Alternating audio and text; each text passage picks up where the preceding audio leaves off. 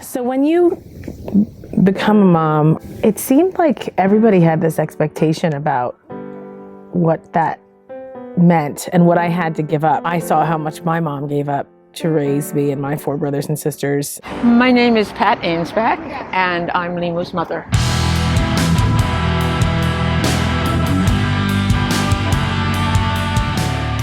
I have a checkered past. It's included living in a mental hospital, battling addiction and homelessness, and being trapped in a corporate job that was sucking the soul out of me day after day. By any stretch of the imagination, I should be living in a prison cell rather than Malibu. But that's not my story. At 37, I learned about the law of attraction and that I could rewrite my story anytime I wanted to, and so can you. Now I'm leveling up and going back to my earliest dreams of being a singer and actress despite all the odds being against me.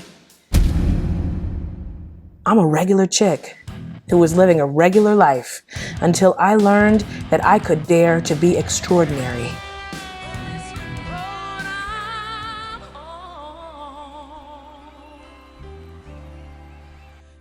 And I'm gonna do that, and you're gonna watch and be inspired to do the same thing. This is MomStar.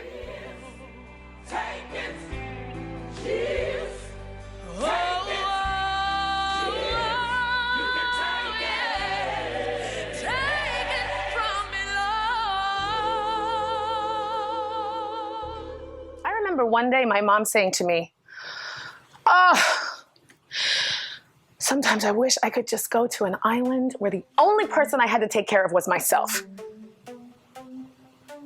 And I thought to myself, ouch. That's not gonna be me. That's not going to be me. I'm not gonna do that. I'm not gonna be that mom. But here's the thing. I didn't know any other way to be. All I had ever seen was examples and messages about once you become a mom, it's over for you, girl. Forget about that body. It's over for you. It's all about the sacrifice. It's all about your kids. To be a good mom, your dreams are in the past. And now it's about their dreams. And you doing everything you can to help them achieve their dreams. And so is it any wonder that by the time I had my beautiful children, I figured my dreams of becoming a famous singer were in the past. I love having my mom here in California. I do. I mean, we've had such a wonderful relationship. I have always thought that she put her dreams on hold to a certain extent when she had kids. And I always thought that she kind of got a little bit more than she bargained for with our family and with me and my siblings and with my dad. It was a lot. We're a handful. We're very, very strong personalities, all of us. My name is Pat Ainsback, and I'm Liimu's mother. Well, I think I gave up my dreams, but I don't think it was because I had children. I don't think it was because of my 5 children. I think it was because the father of those 5 children, who I love dearly and have incredible amount of respect for,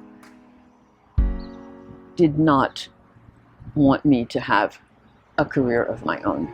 I'm a pianist, and I graduated from Juilliard, and I always wanted to have a career as a professional accompanist for singers, and so that was pretty much what I put on hold. I went to Europe on a Fulbright, where I met Liimu's father, and we did a little bit of concerts together, but when we came back to the States, it wasn't possible to have a family and have a career in music. I did put my dreams on hold until I turned 37 and I read the book The Secret and learned about the law of attraction. The most amazing thing about Liimu's story is that her life actually shows the law of attraction, how it really works. It works in her life. And it's one thing to talk about it, but it's another thing to actually see it manifesting in her life. And that has just continues to amaze me. She's going to accomplish whatever she wants to accomplish. She believes it. And she has such faith and such belief in the law of attraction, and that if she really intends for something to happen and then turns it over to the universe, it's going to happen. It's going to happen. That's all.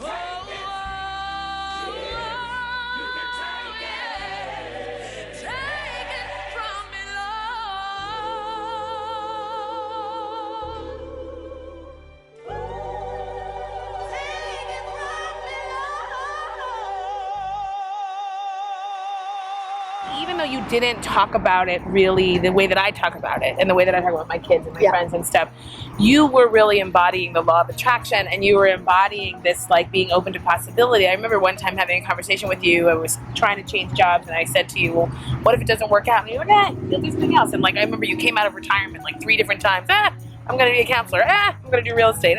You know, and so it was sort of this whole thing of like, you know, just not like sort of what we were talking about earlier of like not feeling like there's an end to any of this. And so seeing her find her dream job at 65 and then go on to have another 18 years of doing her dream job is one of the reasons that I now have this sense of like not being afraid of getting older, not being afraid of like becoming 60 or 70 or 80 or 90, because it is never too late. I put us all on the same level. So even when I'm thinking of something that I want to do, I consider how it affects everybody and their dreams and their purpose and what they're trying to do. And so then when my daughter asks me for something, I put it in the context of everything that we're trying to do as a family. So like we're a team. We're a united front. We're all trying to do this thing of empowering the world and changing the world and showing people that the law of attraction is real and that God is real. We're trying to do that, all of us together in whatever way we can. And we're all at different stages of understanding what our purpose is. And we're all at different stages of having limiting beliefs or not having limiting beliefs. But it's not like I would say my dream is the most important, or my children's dreams are the most important, or my husband's dream comes first. It's not like that. So to give you an example, if somebody said, okay, Devon has an opportunity to go on tour, but you're gonna have to go with her, and you're trying to do the one-woman show. What I do is I say, okay, this is her dream, it's important, we have to find a way to do this. I'm trying to do the one-woman show. Work it out, God. Like, either bring me the resources to go with her, or show me who should go with her, or let me go with her and like work it out to the schedule. Like when it looks as though there's no way for everybody's dream to be, you know, continue to advance forward, that's when you have to just be still and pray, because there's always a way. And when it seems like there's no way, you have to wait for a way to be made. I love my mother so much, and I credit the mother that I am to having her for a mother. I would not be as strong and as present and as anything as I am as a mother if it weren't for having the mother that I had. My name is Devon Lee McGill. Lee spelled L-I, not L-E-E, and it's not Asian, it's Swahili. So are you excited about going to the studio on Thursday, or actually you're going on Friday? Yeah, I'm excited, but I'm really nervous still. I mean, I'm really nervous. I'm kind of nervous. Now I'm 15, this was the age, it's coming up 16, that was the age I wanted everything to really start. And that's how it's going. I wanted to be signed by the time I was 15 and go, in the age of 15 and open by when I'm 16, and it seems like that's all gonna happen. So the law of attraction has helped because, you know, it just really listens. But I already told you why. So tell me again, I don't remember. You do so remember. You're nervous because, wait, don't tell me. Oh, you're nervous because you feel like some of the engineers, they might not really totally take you seriously? Yeah. Because, you know, they've worked with all those amazing artists like Cardi B, and I think they've worked with Beyonce and stuff like that. Doing Devon's album project years ago, 2 years ago, however long ago it was, Glenn and I had a conversation about that because we make decisions, as most, you know, parent couples do. We make them together. And there was definitely some back and forth about that because it's unorthodox, the idea to, at the time she was a 13-year-old girl, the idea to invest a good amount of money in a dream, essentially, is what we were doing. And then some 15-year-old girl comes in and Yeah, but that's not what Tony says is how they feel about it. The fact that he saw what I saw, he was like, I'm gonna develop a plan for your career. One of the things that I remember thinking, and I think also saying during that conversation that I had with my husband was, you know, people do that all the time. They call it a college fund, you know, and they invest, you know, $50,000, $75,000, $100,000, $200,000 in basically banking on the fact that over the course of those 4 years, their kids are going to come up with what their dreams are and they're going to have what they need in order to follow them. We just had a different situation where she knew what her dream was at 13. He was saying like they were all kind of like climbing all over each other to be the ones to work on your project. And I think it's because, like, you know, when you had your showcase, it really resonated with everybody. Like, people were crying and stuff, and like, you know, 20-something dudes were like, oh my gosh, you know, if you're inspired by Taylor Swift, I need to start listening to Taylor Swift. You know what I mean? Like, your music kind of crossed across a lot of different genders and genres and stuff. And so I think they can feel that, like, there's something big going on over there. It's one thing to be able to sing at 15, but to be able to write songs like that touch people that deeply at this age, that's a big deal. I would love to sit here and say, she gets on that stage and she's like one of those prodigies you see on YouTube, and she just opens her mouth and it's like magic and everything comes together and she writes songs in 30 seconds. That's not what it's like. She works really, really hard.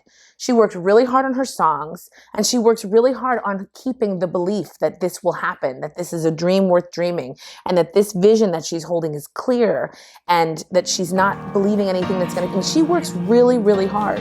So what I see when she's working in the studio or when she's working at home in her room or wherever, what I see is someone who has a desire, and someone who is doing exactly what we talk about, somebody who is leveraging all the forces that she can possibly use to her advantage, whether it's law of attraction or whether it's belief in God or whether it's, you know, coming to her mom or her dad or her aunt or her sisters for some advice. She's somebody who is using all of the resources at her disposal to give it everything she's got to make sure this dream comes true, because she wants it that bad. That's what I see. How are you feeling? Not great. Why? Why not? You're doing such a great job. I don't feel like it. Why? Why you ask all these questions? I think you're doing great. They can't even believe it. Tony was in here saying that you are doing this better than most adults he knows. Can't hit these kind of notes on pitch like you do. It's my head voice. It's easy to hit in your head voice. Hey, nothing wrong with the head voice. It's easy to do notes in head voice. It is easy to do it in the head voice, but that doesn't mean that people can all do it.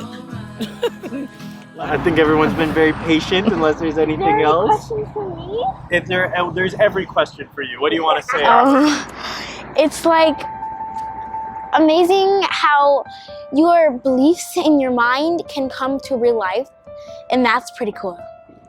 If my siblings and my mother can do what they really want to do, I believe that I can do what I want to do in the future. Next time on The Making of a MomStar.